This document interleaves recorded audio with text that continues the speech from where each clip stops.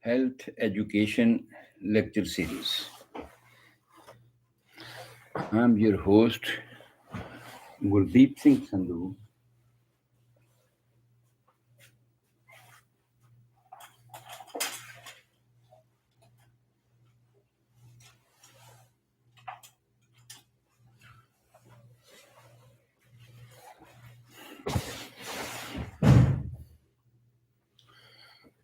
या इनको इधर करता जाए.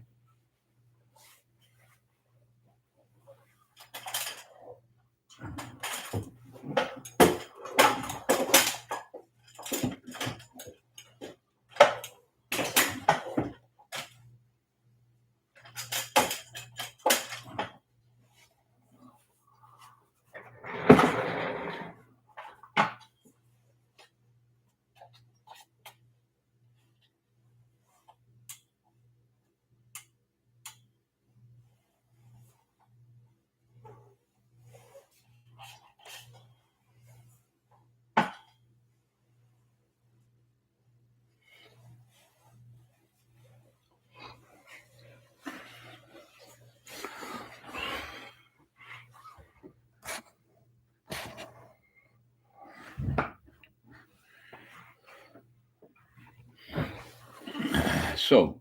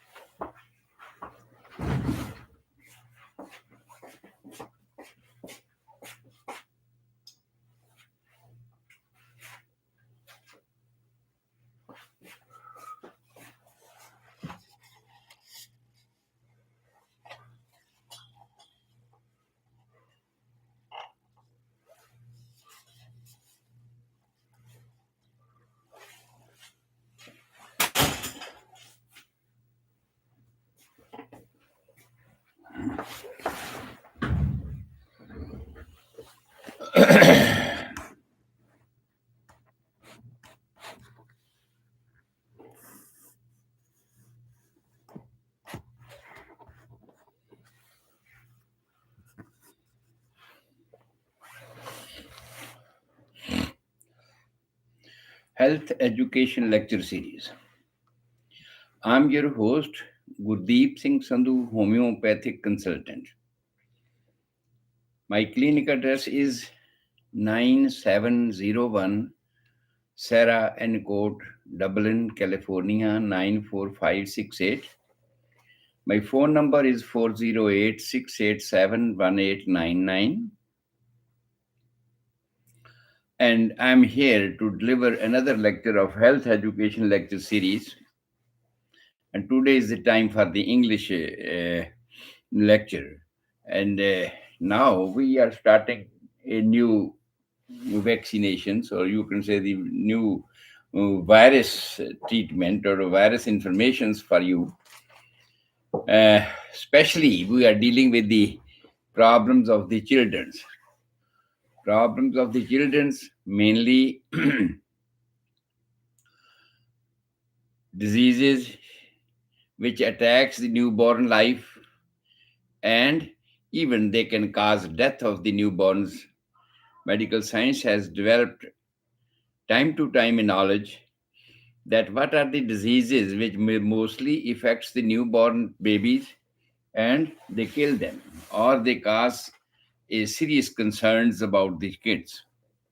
And we are discussing all those diseases one by one systematically, so that you should know about that for the betterment of your kids, that what are those diseases and what we can do for that, and what are the initial sign and symptoms of those diseases, so that in the initial stages, if you can know about those sign and symptoms of the diseases, and you can take care of your baby immediately, timely, and you can go to the doctor and they can treat the diseases immediately, and your child can survive without any other complications and problems of the disease. In this phase, we have already discussed by hepatitis, DTAP, and HIV, hemophilia, influenza, IPV, inactive poliovirus. We have discussed all these things, for which vaccinations are given to the children for their protection, to increase the artificial immunity, adaptive immunity. That adaptive immunity we create artificially, so that a child which was not known to this environment, which was not known to this food he is receiving after the birth, and has weak immunity and is unable to combat with all these infections of this environment, can be protected, and we can protect them with an artificial immunity created by the vaccination therapy. And in this way, today we will discuss about the other drops. Basically, this is not the injection vaccination, these are the drops. And in these drops, the rotavirus is also introduced inside the body, so that child could be protected from the very serious things which normally routines, because the symptoms I will tell you about this rotavirus are the routine symptoms which mostly children suffer in a normal routine other than the rotavirus. But sometimes, if it is involved with the rotavirus, it may become a serious concern of the health of the child. So, therefore, even if these are symptoms produced by without the rotavirus, even then you should not be carefree, and you should take proper care of your child, so that uh, in case if it is rotavirus, it should be taken care of timely, and your child can survive from that one or the complications of this rotavirus. But if you ignore it, just thinking it these are the simple things, then sometimes it may be a chance that it is a rotavirus, and child may suffer a serious consequences because of this rotavirus. So I'm here to give you the information about this rotavirus. Mostly 3 doses by mouth. It's not injections. 3 doses by mouth are given to the children's. First dose is given at the you can say the 6 to 12 weeks of age. Means after 1.5 month, mostly injections are given before 2 months of the age, means 8 weeks.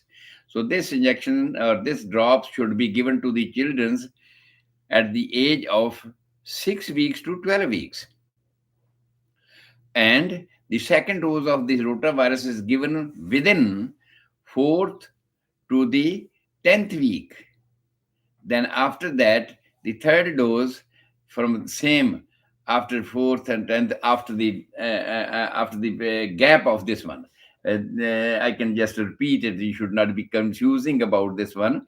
That the first dose at the age of 6 to 12 weeks, and after the first dose, the second dose should be given at the gap of 4 to 10 weeks. And from this second dose, again, the third dose is also given at the gap of 4 to 10 weeks. After second dose, this gap should be maintained. And then it is assumed that the child will be free from this rotavirus infection if ever he catches up.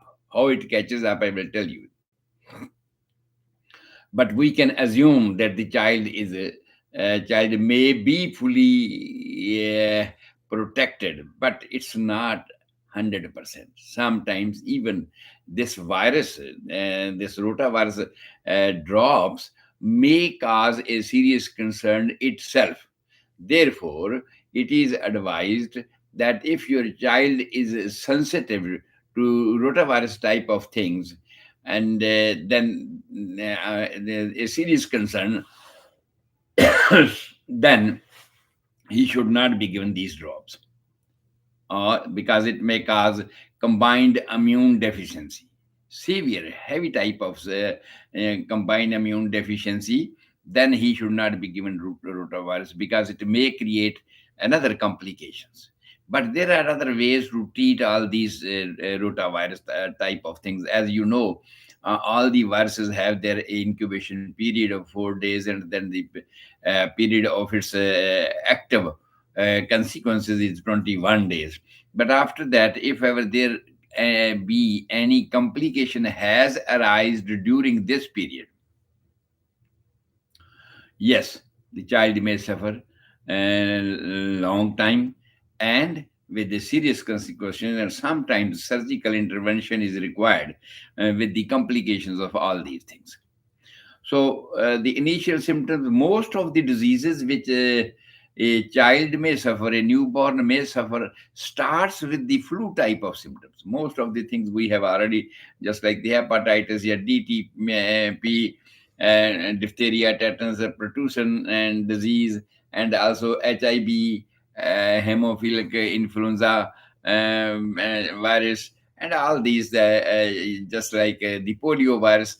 All these things, they start with the initial symptoms of flu, and we may be confused with that one. This is a serious concern. So that's why I'm repeating every time that these diseases starts with a serious concern and symptoms of the flu type. We should not ignore it. It may be a simple flu type of symptoms. It may be a simple cough and cold. But even then, as we know, our child has not sufficient immunity to combat with all these type of symptoms of this environment.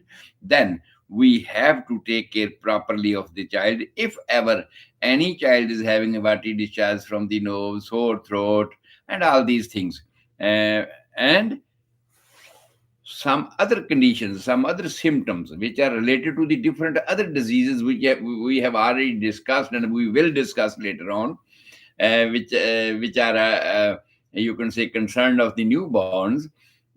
We should take care of them even with the initial symptoms, and we should not ignore it.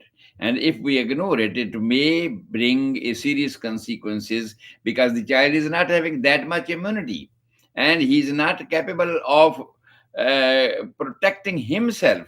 At that conditions, at that condition, any infection, any viral disease, any bacillus disease may become serious any times. Therefore, even the simple initial symptoms of the flu should be taken seriously and concerned and talk to the doctors. So, where question of this rotavirus is concerned, this rotavirus is mainly affecting the intestines. Intestinal symptoms are main prominent, and but in a newborn child, sometimes we do not understand because he cannot explain himself that he is having pain abdomen. If he tells pain abdomen, definitely we can inquire about that. But the child newborn has only one language, that is the crying. He cries. But there are conditions of the symptoms, subjective symptoms. Whenever we take up, I would like to tell you, explain this theory. Whenever we inspect a patient, the first of all, we find out if ever there be subjective symptoms. The subjective symptoms are those symptoms which are told by the patient himself, which are realized by the patient himself, and none other, only the patients. But here the condition is different. Just like the child has only language, that's the crying, he cannot explain that. And the second step for examining a patient is the objective symptoms. The objective symptoms are those symptoms which their attendants, mother or any other person who is attending the child, can explain, or you yourself as a doctor, you yourself can observe from seeing the patient at that time. Just for example, in the rotavirus we are talking about, he is crying, and automatically, just listen, if anything happens to our nose, our finger automatically goes to the nose. If anything happens to the eyes, our hand automatically goes to the eyes. And same thing by the mouth. If child is hungry, his hand goes to the mouth. These are some signals, indications that we can find out what he needs, what we can absorb from that one. Especially the learned mothers can easily learn from these signals that what my child needs. The same way, the objective symptoms is concerned with the doctor himself, that he absorbs whenever a person is having pain abdomen, whatever may be the cause, indigestion, constipation, diarrhea, whatever is concerned with the abdominal structure, organs of the abdomen. The first thing, the pain, the indication is that he contract his knees to the head. Even the adult persons, if we are having a severe pain in the abdomen, we bend our head down, we contract the head. Or if we are lying, we contract our knees close to the head. Or by hand, we press our head.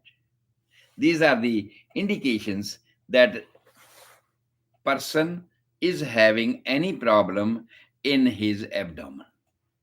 And these are the objective symptoms. Objective symptom means which are observed by the other second person, not the subjective.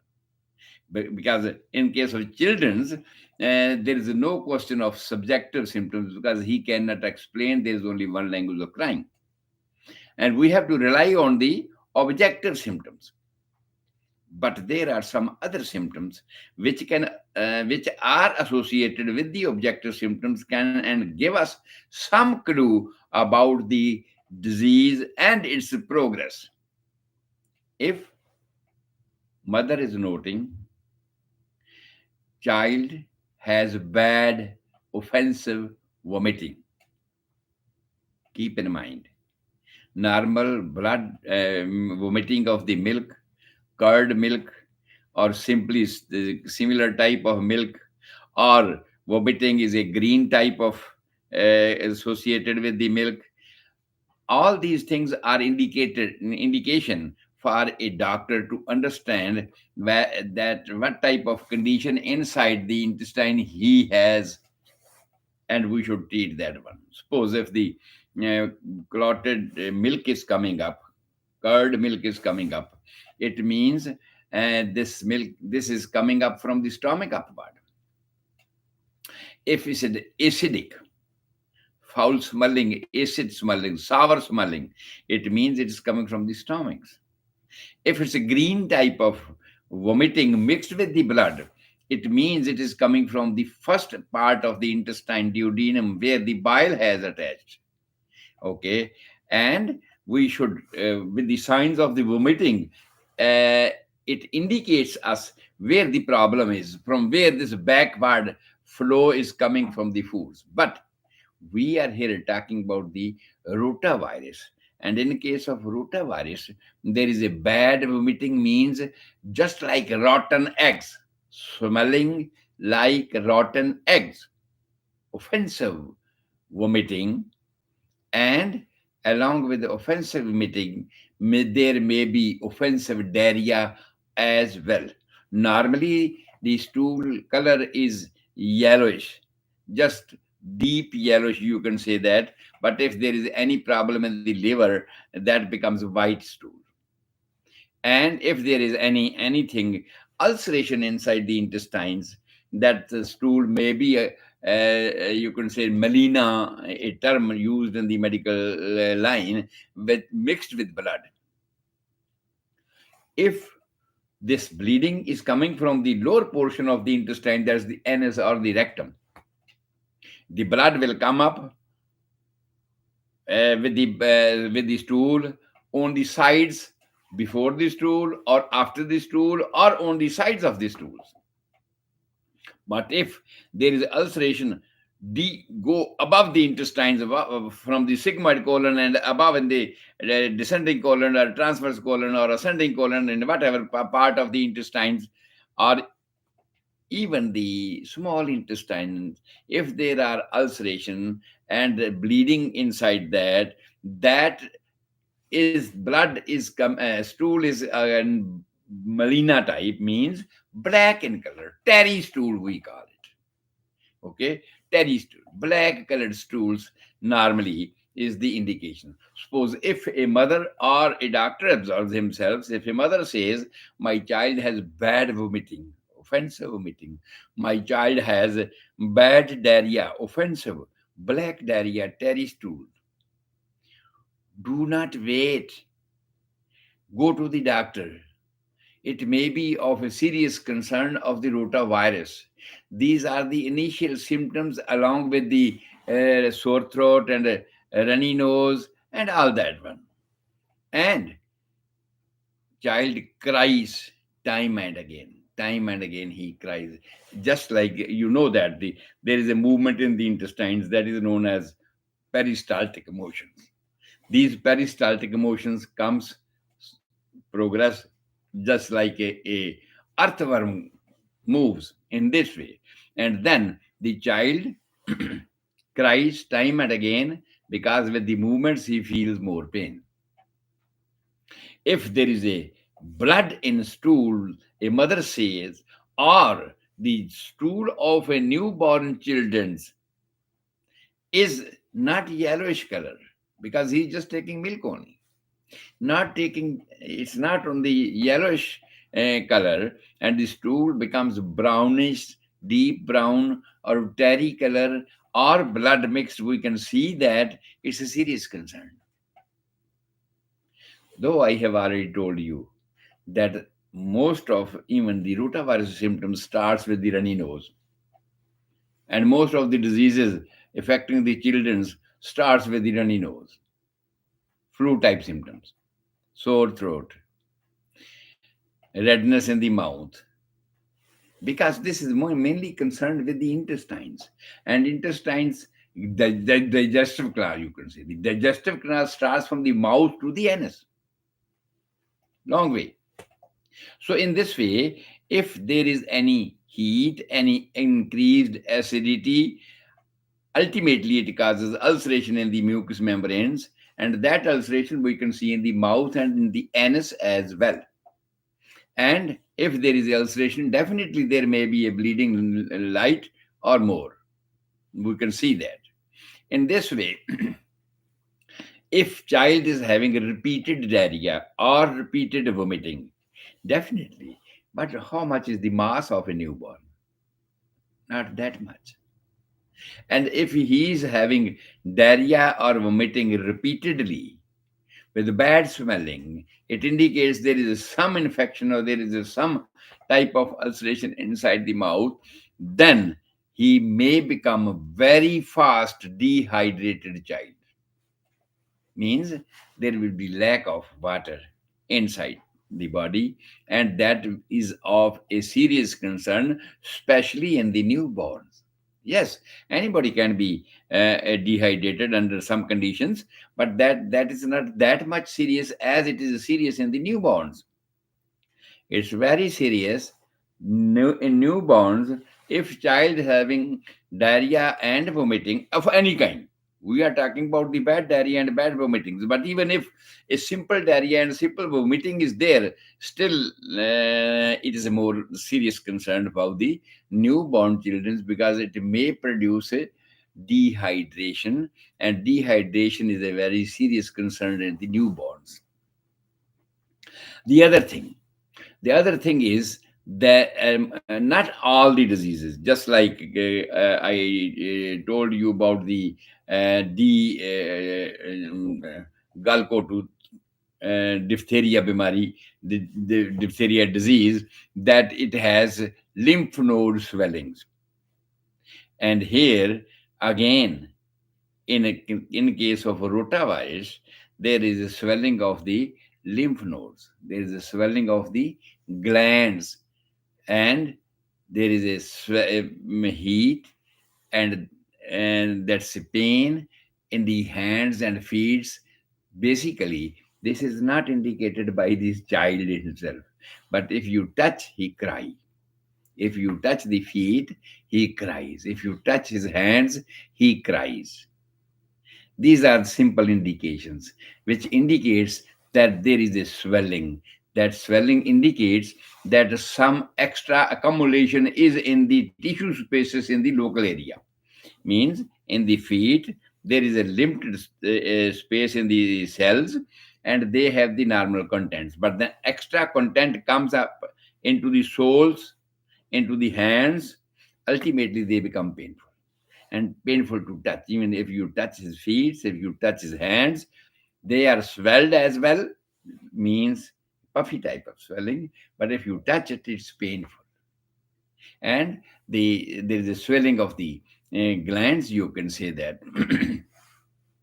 Therefore, the serious concern, because all other diseases we have discussed till now, they are safe for the children, means itself they do not have any serious concern after the vaccinations or after the drops given to the newborns.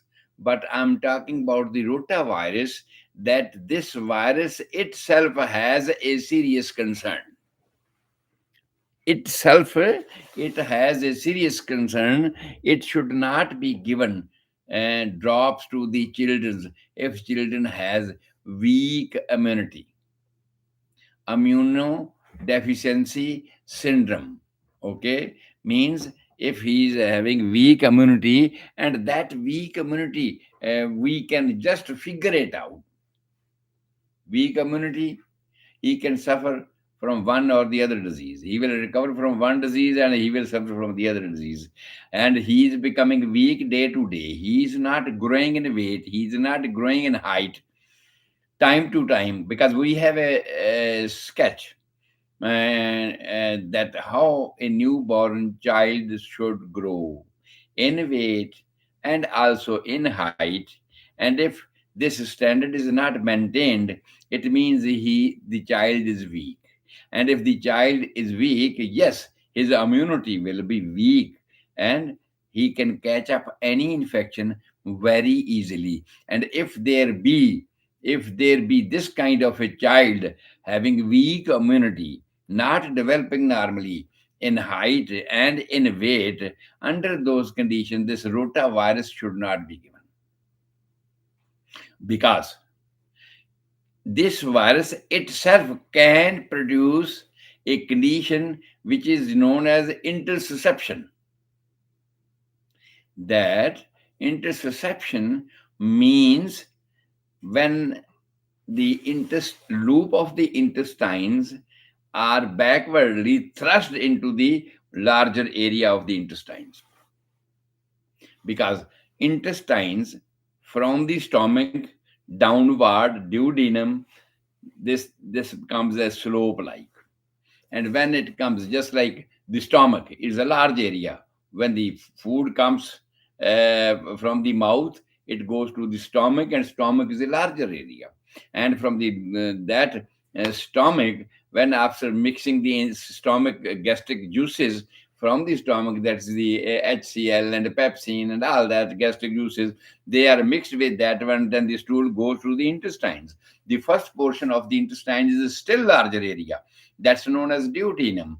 And from the duodenum downward, it slopes down, and it slopes down, and the first portion is known as jejunum. And basically the second portion, from the stomach, the duodenum, and then the jejunum, and then the ileum. The ileum is the thin portion of the small intestine, and when the food from the mouth goes downward, reaches up to the ileal portion, it becomes liquefied, because most of the enzymes and waters you take, or whatever food you are taking, has been mixed into it, and most of the enzymes from the inside of the intestines are mixed into it. The stool, the bolus, becomes liquefied, and then it is pushed up, just because it's liquid now. It is pushed up to the large intestine, upward in the ascending colon of the intestine, in the right side of the flank, so our inguinal area. And I'm talking about the intersusception. The upper portion of the intestines, that is known as proximal area. In medical term, the proximal area is more larger as compared to the distal area. The distal area of the small intestine is more thin as compared to the proximal area. And if the coils of the small intestines from the distal area are thrust back into the proximal area, then they are stuck over there. They are stuck over there, and then this is called intersusception. Now, in this way, the lumen in between the proximal area is also shortened, is also short lumen inside, and it will not allow to pass the stool or bolus freely to go forward. Plus, it will not allow to assimilate the enzymes from that area into the food to make them liquefied. So many things happens in this way with the intersusceptions, and then the stool is not sufficiently liquefied when it reaches to the end of the ileum. And if it's not sufficiently liquefied, ultimately it will not go easily into the large intestines up, and then it may produce constipations. So mostly the children are constipated in these conditions, but it's a very serious, painful conditions. And when when you block one area of any organ, the other area starts excessive movements. Suppose at the cecal bottom, where small intestine is joining with the large intestines, food is not going upward. There is excessive pulsation, empty pulsations in the large intestines. And whatever is into the intestines, they are never empty. They are never empty. Continuously goes on, goes on, goes on. Continuously we take the food and it goes on, and ultimately the stool is accumulated into the rectum area. In this way, that pulsates more. Peristaltic motions. There are more peristaltic motions in the proximal area, and then it causes pain. Sorry, it's not proximal area, it's the distal area. The distal area pulsates more, more movements, more fast movements, and mostly the normal timings we need note is the about after 5 minutes. Barbarically, the movements of the intestines after 5 minutes, but it increases more. When anything is more fast, it causes pain. The same thing, the child feels pain, and the lumen is less, and the food is not assimilating properly into the circulations and to become blood. It means ultimately the child is not getting sufficient food, minerals, and everything. He is not growing normally. And mothers mostly do not understand that child is crying because of some pain, is crying because of some problem in his abdomen, but they just think that this is the normal feature of a child. They cry. Here, to explain everything, my purpose is to convey you that do not think simple. If child is repeatedly crying, rondu bacha, don't think that he is crying uselessly without question. There is some question, there is some conditions which you need to take up. In this way, when a child is without doing pop, without food, demand of the food, if he is crying repeatedly, it's a serious concern, and you should take care of that and talk to your doctor so that he can take care of, he can absorb what's going on inside, and he can take care of your children. So intussusception is a serious concern, mostly in the newborns, and also it may happen in the elder persons, and it's also a serious condition. And the indication for the intussusception is whenever there is any problem in the intestines, the pains are referred from one point to the umbilical cord. Our umbilicus, the centralized area of the stomach. So means take into consideration that in adult persons, they can tell us, this is the subjective symptom, this is the feeling that they can tell us that the pain from the intussusception area, where these intestines are stepping into it, the distal portion is stepping into the proximal area of the intestines, and that's a serious painful things. And from that area, this pain goes to the umbilical cord, and also it produces pain and vomiting. And when the pain and vomitings are associated, the pain from one source of the abdomen, from one area of the abdomen, goes to the umbilical cord, and also it produces vomiting and fever. Then it's a serious concern. In case of newborns, he is crying. He is contracting his knees to the head and crying time and again. And if this cry is associated with the vomiting, foul smelling, because it's a blocking, it's not going through. If anything is not going through, is stagnated somewhere, then it becomes foul, offensive, and that causes backward flow, and that backward flow is known as vomiting, and that is foul smelling. So when child is having foul smelling vomiting, it's an indicator of intussusception. And this interception may be caused after rotavirus drops or maybe without rotavirus this infection.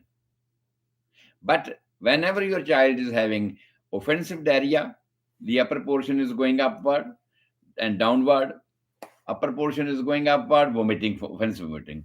Lower portions, contents are going to the downward, the offensive diarrhea it produces. And with this one, it causes ulceration inside the mucous membranes of the intestines, and that produces blood as well.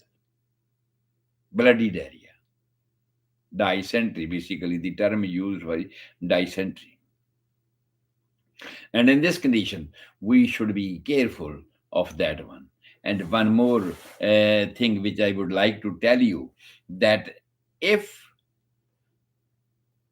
in a newborn child, in a home where there is a newborn child and there is any person having cancerous conditions, having HIV, having AIDS, or even the child himself has been given steroids for some or the other causes, some of the other causes, some of the other diseases, he is suffering repeatedly, just like pneumonia, just like any other conditions, is not recovering, and then doctor come to even asthmatic problems, respiratory problems, and the doctor goes to the steroids.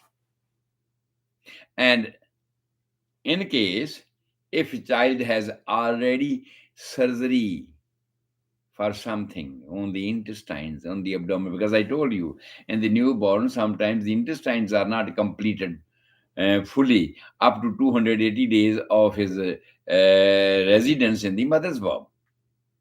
That takes long times. Under those conditions, sometimes surgery is required to unite the portion of the intestines, but it takes time. It may be little longer. That's why the child is kept into the incubation periods, so that the construction of the intestine is completed. Construction of the intestine is completed, and then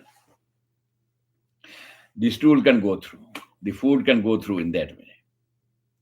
So therefore, if the child under this condition has gone under surgery, be careful. Do not give him rotavirus drops to protect them. There are other chances. Okay, so by birth, gastrointestinal problems to a child's are a serious concern, and under these conditions, the child should not be given rotavirus. And because of the weak immunity, it's also a serious concern, can cause adverse effect, and especially if all these stools or the vomiting or any other discharges are accompanied by blood. It's a serious concern. Okay, so all these things should be taken care in a timely fashion. If ever a child is having even simple flu symptoms, but do not ignore it. And if you see any swelling of the glands, there may be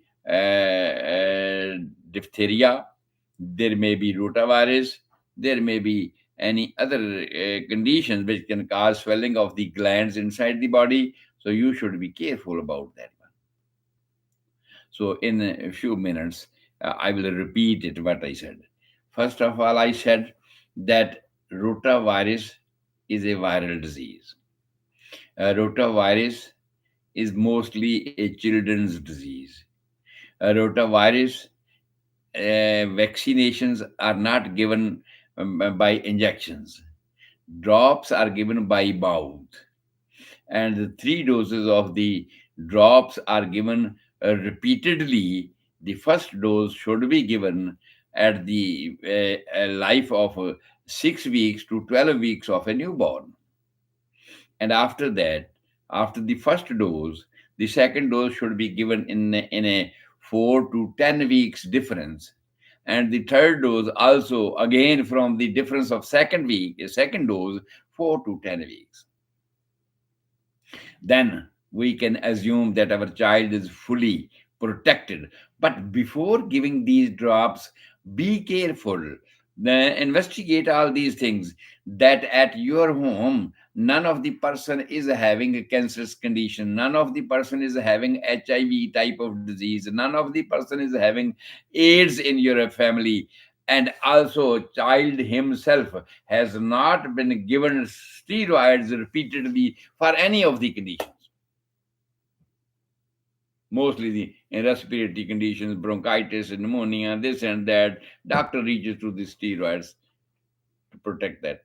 But if he is having a repeated steroids or a history of weak immunity or a history of surgery he has gone under, he should not be given rotavirus because it may produce adverse effect on the child. And the serious concern, interception of the intestines. This interception of the intestine is a serious condition. This rotavirus can produce this thing because the spasmodic contraction of the intestines are altered, are changed with this rotavirus. Therefore, even if he is not having interception, he may suffer from. Ultimately, we have to wait for that one, and this disease should be controlled by some other means other than this one. So this was our today's lecture, and you must be aware of this thing, that most of the diseases children are suffering starts with the symptoms of flu, but every disease has its separate symptoms which are different from the others. Just like all the symptoms are having flu type symptoms in the initial stage: sore throat, watery discharge, sneezing, some fever, all that. But this is general symptoms.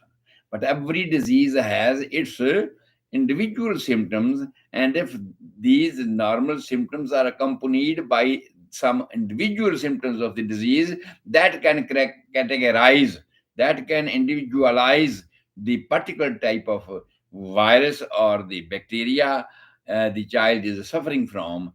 So that is just like the diphtheria, there is a swelling of the glands. In diphtheria, there is a spots, yellow type of spots, and those spots are above the breast area, in the upper area, or on the face as well. So there are different, just like the tetanus, it is accompanied by the seizures, jerkings, all that one, it is associated with that one. Along with it starts with the same consequences, same symptoms of the flu. So in this way, all the diseases, even the produces, kali khansi produces, or whooping cough, you can say, has its own whoop, has its own vomiting type of things. And here the rotavirus has vomiting different from the whooping cough. So means the initial symptoms in a child are similar to that, similar to each other, flu type of symptoms. But other symptoms which are associated to a particular disease, a infection of a particular type of bacteria or virus, they categorize, they characterize the individual disease and make us aware that this is this kind of infection, this kind of virus, or this kind of bacillus, which is causing all these problems in the newborns. So all these things you must remember, that your child should be safe and can grow in a normal way. I am your host, Gurdeep Singh Sandhu, homeopathic consultant. My phone number is 408 687 1899, and email address homeomedicine, HOMEOMEDICINE @yahoo.com. Anytime when you are suffering from any disease at any age and tired of any treatments, you can call me for the second opinion of your disease, wherever you are. But I can guide you the normal routine, normal way of nature, how the nature cures. When there was no medical science, when there was this type of managements that we can treat the diseases, at that time the nature was curing these diseases. Not all the people were dying with the diseases. No, life is stronger than the diseases. It was surviving. Then how the nature was protecting the life, how the diseases were cured at that time, that's the natural way. And that we have absorbed from the nature. So I can tell you, you can go on any road. You can go on any road, no problem. But when you come at a four crosswise, at that time, it will be difficult for you to decide what way I should go, what way is the right way for my destinations.